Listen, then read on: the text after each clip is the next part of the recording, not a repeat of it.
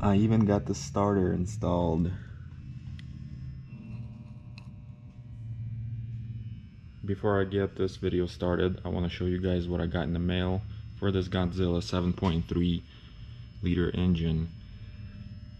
I have a set of 8 spark plug wires from Massive Speed Systems. They can handle up to 1200 degrees Fahrenheit, and they have a lifetime warranty. So if you are having issues with your Super Duty F250, F350, or E-Class van that has this 7.3 Godzilla engine with your spark plug wires, definitely check them out. They are shielded and they look really cool. You can choose any color you want. I went with blue because my favorite color is blue. And Crown Vic's got some blue on it, so before it gets repainted, it's really gonna match. And let's open this bag up and see what they look like, and maybe install one and check it out.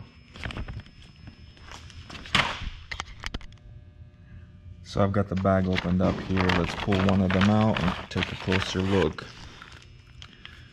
So as you can see, I don't know if you can tell by the video, but the wire itself is already shielded, and then there's this extra shield that covers it right where it goes through the header. So the original ones have some metal shielding on it, and this is just a sleeve. But let's put one on and see what it's gonna look like on the engine. Here's the original one.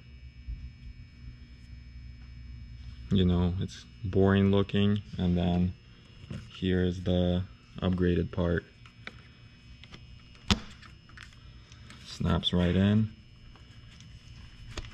Snaps right in. That looks better. And also they'll hold up any kind of heat up to 1200 degrees, and I think that's more than enough for this engine. So definitely check them out. There's their website.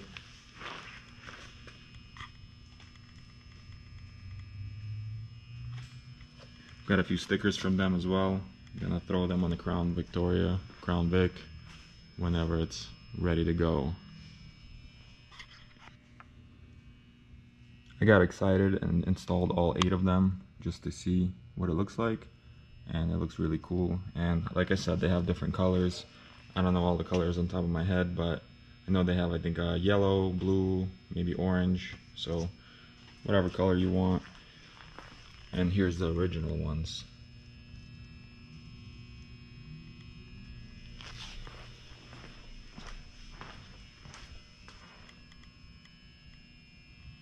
Very easy installation. It's just you unplug the old one, plug the new one in, and it comes with instructions too. So if you've never done it, read the instructions and you're good to go. Back at it again on this Crown Vic swap with the Godzilla engine. I just removed the motor mounts one last time, and I decided to update the passenger side motor mount. So in the last video I had it mounted just on the 3 bolts, and then I decided that I wanted to extend it and have the 4th bolt as well, just like the driver's side. So it looks funny, but I'll be more comfortable with this one here. Also, I think I'm just gonna spray paint it because I tried removing these bushings here. I got it marked passenger side, and they're in there so tight that I can't get them out. So I'm afraid if I bake them with powder coating, these bushings will melt. So I'm just gonna clean them up and just spray paint them black, and that'll be it. So let's get to it.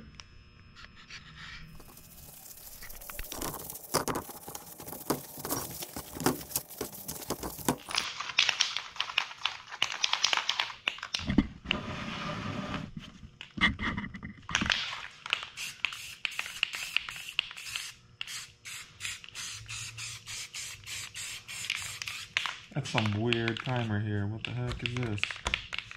Ah, it stopped working. Man.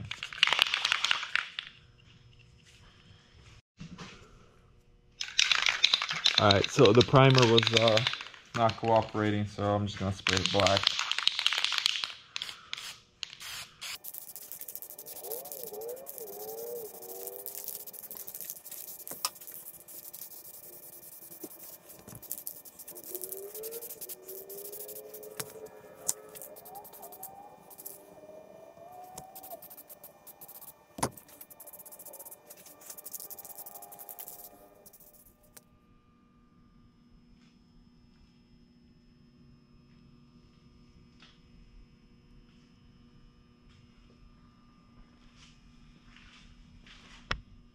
Not bad, I guess, for a rattle can paint.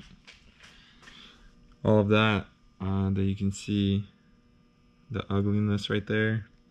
That's the weld little things that I should have cleaned up, but it really doesn't matter as long as it's covered with paint so it doesn't rust. Wish I had the primer, but primer quit working on me, so it is what it is. This paint's pretty good though, so hopefully it'll be alright for a while. So I'm gonna let these mounts dry overnight because the paint is pretty fresh. I just sprayed them like 20 minutes ago. It's dry to the touch, but you know, when I install it, I'm probably gonna scratch them up, so I'll just wait overnight, and then tomorrow I'll install them back on the engine, bolt them down one last time, put some thread locker on it, and that way this engine's gonna be mounted for the last time, and then I can mess with the transmission back here. I'll remove the drive shaft, remove the transmission, put the flex plate back on. I know I've been calling it flywheel, it's just a habit. Flywheel, it's pretty much the same thing, but it's not. Basically the flex plate is going to go back on, the torque converter is going to go back on, and then I can bolt it down, put the starter on, and then I guess try to figure out what I'm going to do with the exhaust. I was thinking just to dump it down right there on both sides. I don't really care about the you know, how it's going to look. I just once I get it running properly, then I'll make it look nicer for the exhaust part of it, but it doesn't matter. And then I'm gonna try to figure something out with the coolant stuff. But I guess once I'm done with that, I can put the radiators in, try to connect those. The oil cooler was over here on the 4.6, right next to the filter. Over here, the oil cooler is towards the back, and I don't know why they made these point towards the back of the vehicle, because I'm gonna have to run it forward, like just somehow route it through here, maybe through the near the motor mount somehow. I mean, it'll get figured out. And also the heater core connections on the 4.6 were back here towards the back of the engine, and on this one they're up here, so I'm gonna have to get some coolant hoses to hook this up. It's no big deal, but things like that are gonna take time to do. Just little, you know, mounting the engine onto the frame is the easy part. It's there. I mean, it's not easy, but it's just like a big thing, and it's noticeable. Like you did, it looks like you did a lot, but then when you start connecting things like hoses and wiring, and the hoses are too short, too long, whatever, you gotta trim them, route them, P-clamp them, zip tie them and stuff. Things like that take quite a bit of time. So I still haven't ordered the bracket for the alternator, and I still haven't bought the alternator and the tensioner. I feel like that's not that urgent. I can run the engine without that, so I'm gonna save that for later. What else is there? The lines for the transmission, they're still gonna route from here, and the same way they're gonna go under the starter and come out and attach to the radiator here for the transmission fluid. This thing is in the exact same place, so these hoses, these AC lines should connect. I don't know, this might be in the way here a little bit, but they're aluminum tubes, so I can, you know, kind of tweak them a little bit, bend them, and make it work. But I'm kind of excited, and I want to get to a point where I can lower the body onto the engine and see what the clearance is like in the engine bay. But so I'm gonna try to do all that tomorrow and go from there. So far it's looking good. I still don't really have an idea when this thing will start up, but I am working on it to see what my options are. I've contacted a few different companies because they sort of already have a computer that can run this engine, but it will only run the engine, and it will not drive the automatic transmission. So I'm not sure which route I'm gonna go, but I am doing homework and I'm looking at options just to see what can be done. But let's continue tomorrow. So last night before I left, I put the painted motor mounts back on the engine, and this is the final install on these. I used a thread locker to keep the bolts from vibrating out, and now the engine is 100% mounted. So right now I'm gonna remove the drive shaft and remove the transmission this way, and hopefully I can do that. I just realized that I might not be able to do that because of this cross frame. I don't know if I can. Oh man, I didn't really think that through. I might have to loosen the motor mounts again. Darn. Oh well, let's see what we can do.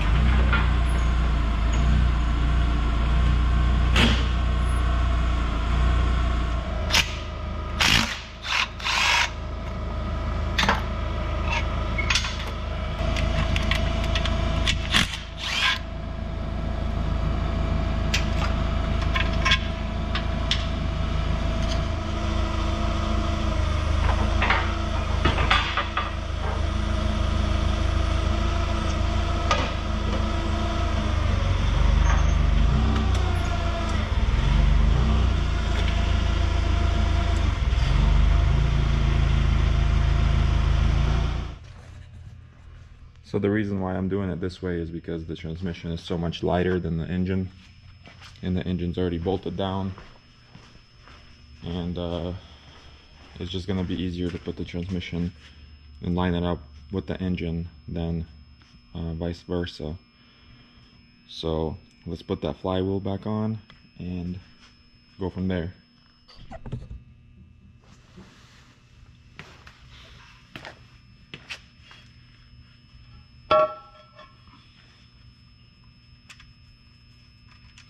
When I say flywheel, I mean flex plate.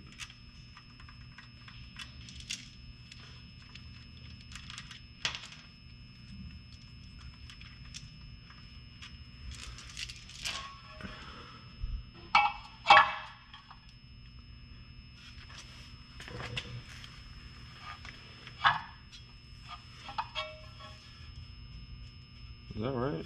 Yeah. Yep.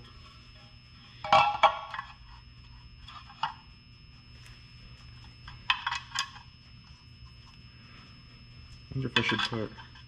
Hey, you think I should put Loctite on these? Like for real though.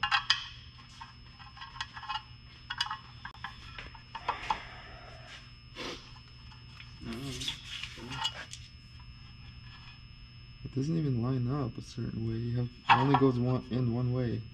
No, it's not possible. But it is. It doesn't line up. It's not possible. I think Mark brought us a different flywheel, dude. He swapped it out from some Chevy.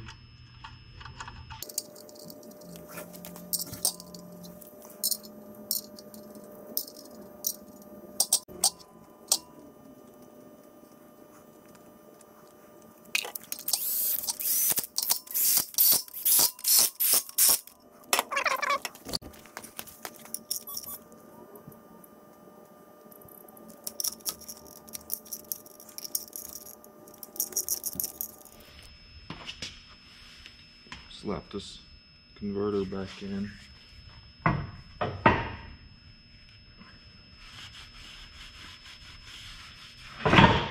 Oops.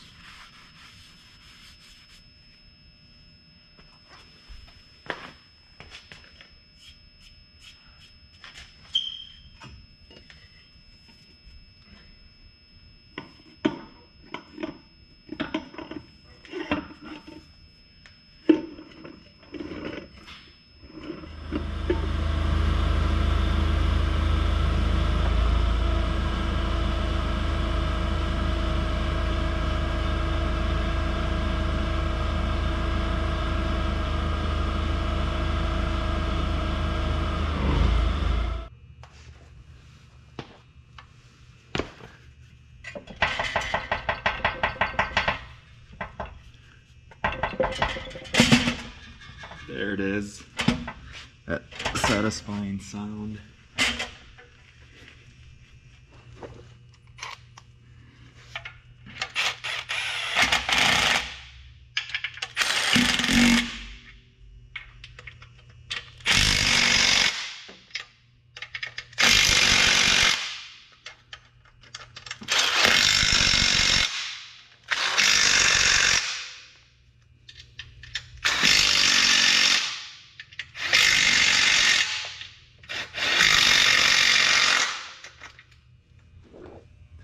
So I've got the transmission bolted back on the engine, torque converter's in, flex plate is in, but now my transmission mount doesn't match up with the hose because this little tiny spacer, even though it's only like an 1/8 of an inch thick, it pushed the transmission back more.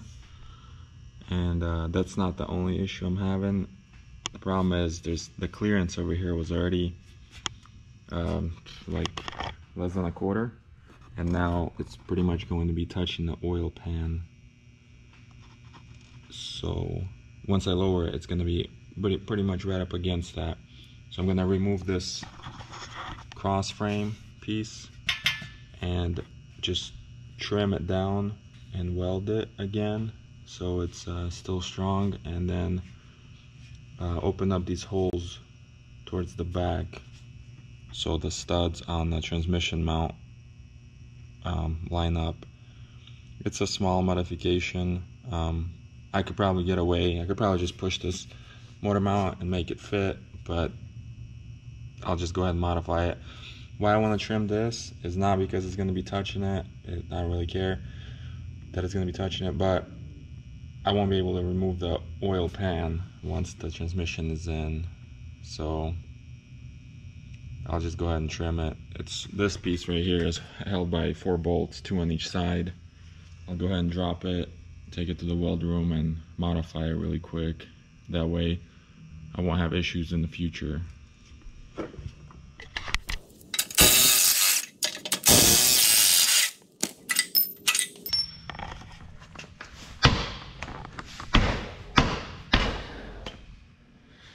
Oh wow, I thought that would just come out.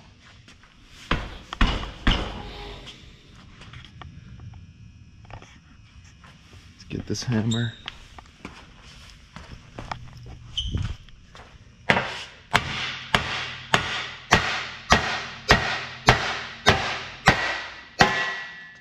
we go.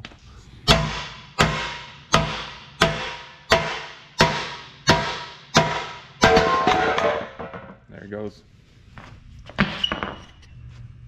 So what I was talking about was just trimming it here, that lip off, and weld it back up. It is welded here. So weld it back up and then spray paint it, and then slot these holes a little bit more so the transmission mount fits. So let's get it modified. All right, I've got this cross frame modified. Like I said, I trimmed it, opened up these holes more, and spray painted it while it was hot, so it's already dry. It's only been like 5 or 10 minutes, but it looks pretty good to me. Almost looks like OEM. So I'm gonna get it installed and go from there. That is going to be it for this video. I was hoping to get a lot more done as always, but things go wrong, things need to be modified. Like we modified this cross frame right there just for better clearance, and and I'm very happy with that because now I can remove the transmission oil pan anytime without having to remove anything extra, which I'm planning on doing a filter change and fresh oil in the transmission. I just wanted to see how long this transmission will last once this thing is drivable. Also, I was hoping to put the cab on today and just see the fitment, but I didn't get to it. I noticed there's an open port for coolant up here that is just open, and I believe I can get a fitting that goes in there and then just connect it here to this cooler.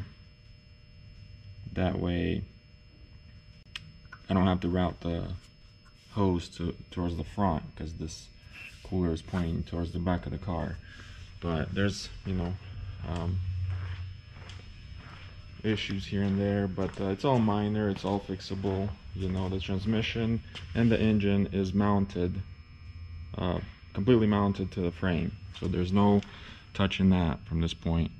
I've installed a starter and it's bolted on as well. It's not wired up yet because I'm gonna steal the wiring off the old 4.6 right there, and then I'm still doing homework on how I'm gonna make this thing run and drive as far as control system and wiring. But that's gonna be it. I'm gonna leave the drive shaft off. I'm not sure if I'm gonna remove this exhaust or not.